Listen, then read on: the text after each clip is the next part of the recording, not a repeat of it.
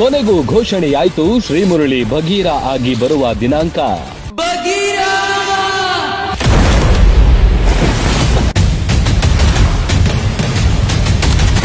ಕಪ್ಪು ಬಣ್ಣದ mask poster ಬಿಡುಗಡೆ ಮೂಲಕ ಡೇಟ್ ಫಿಕ್ಸ್ ಮಾಡಿದ ಹೊಂಬಾಳೆ.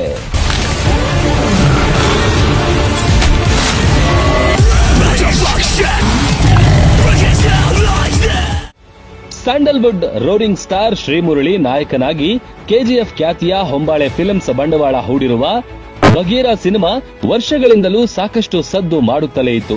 ಶ್ರೀಮುರಳಿಗೆ ಆದ ಗಾಯಗಳು, ಚಿತ್ರತಂಡಕ್ಕೆ ಆದ ಅಡಚಣೆಗಳು ಸೇರಿದಂತೆ ಇನ್ನಿತರೆ ಕಾರಣಗಳಿಂದ ಸಿನಿಮಾದ ಬಿಡುಗಡೆ ತಡವಾಗುತ್ತಲೇ ಬಂದಿತ್ತು. ಇದೀಗ ಕೊನೆಗೂ ಪ್ರತಿಷ್ಠಿತ ಹೊಂಬಾಳೆ ಸಂಸ್ಥೆ ಬಗೀರ ಸಿನಿಮಾದ ಬಿಡುಗಡೆ ದಿನಾಂಕ ಘೋಷಣೆ ಮಾಡಿದ್ದು, ಸಿನಿಮಾ ಕನ್ನಡ ಮಾತ್ರವಲ್ಲದೆ ಕೆಲ ಪರಭಾಷೆಗಳಲ್ಲಿಯೂ ಬಿಡುಗಡೆ ಆಗ್ತಾ ಇರೋದು ವಿಶೇಷ ಎನ್ನಬಹುದು.